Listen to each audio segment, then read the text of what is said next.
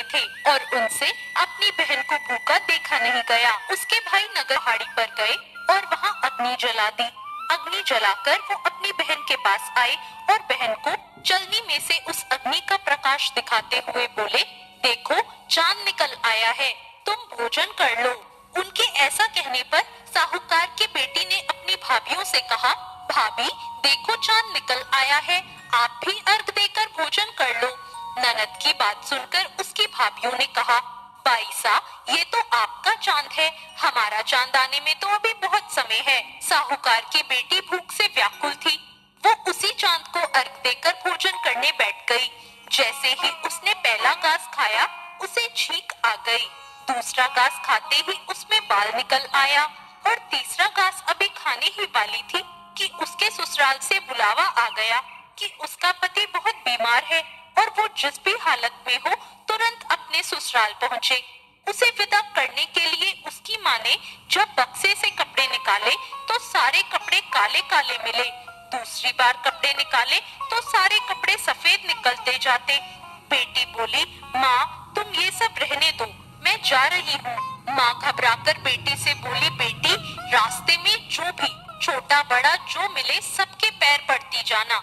जो भी बूढ़ सुहागन होने का आशीर्वाद दे तो वही अपने पल्ले में गांठ लगा लेना। बेटी ने कहा ठीक है और वो अपने ससुराल के लिए निकल गई। रास्ते में उसे जो मिला वो सबके पांव छूती गई। सबने कहा सुखी रहो, पीहर का सुख देखो और खुश रहो, ऐसा आशीर्वाद दिया। ऐसे में वो अपने ससुराल पहुंच गई। ससुराल के दरवाजे पर उसकी छोटी ननद खेल रही थी। जब उसने उसके पांव छुए तो उसने आशीर्वाद दिया, सौभाग्यवती रहो, पुत्रवती रहो, सुहागन रहो और बूढ़ सुहागन हो। ये सुनते ही उसने अपने पल्ले से गांठ बांध ली। घर में अंदर गई तो जमीन पर अपने पति का मरा हुआ शरीर लेटा देखा और उसे ले जाने की तैयारी होती देखी। वो उसे देखकर बहुत रोई, बहुत चिल्लाई।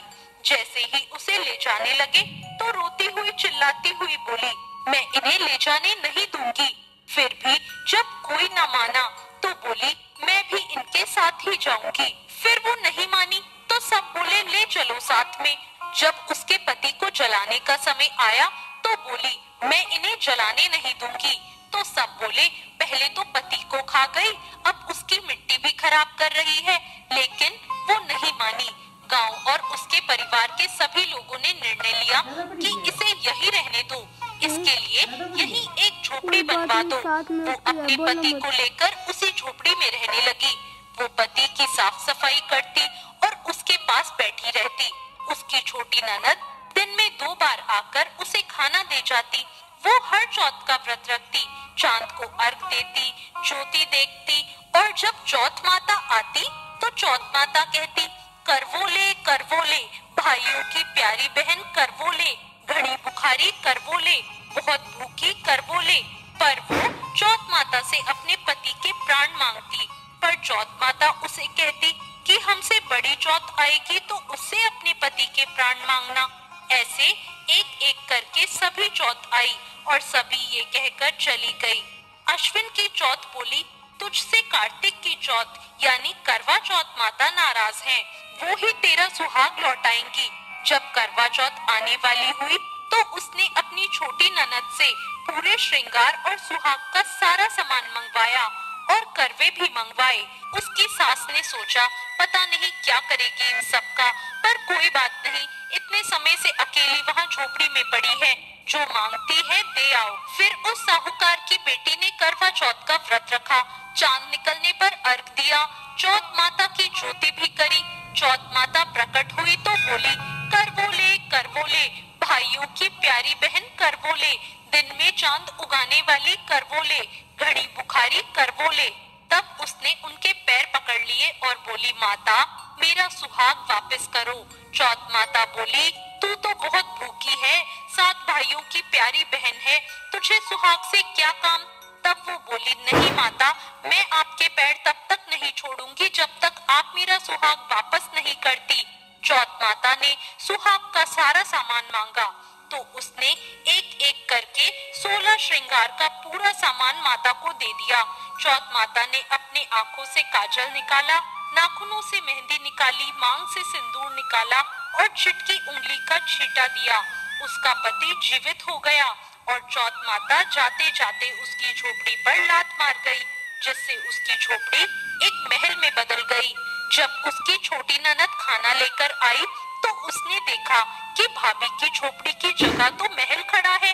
वो ननद को देखते ही दौड़ी दौड़ी आई और बोली, देखो भाई साहब, आपका भाई वापस आ गया। घर जाओ और सासू जी से कहो कि गाजे बाजे के साथ हमें लेने आए। ननद अपनी माँ के पास जाकर बोली, माँ माँ, भाई जिंदा हो गया।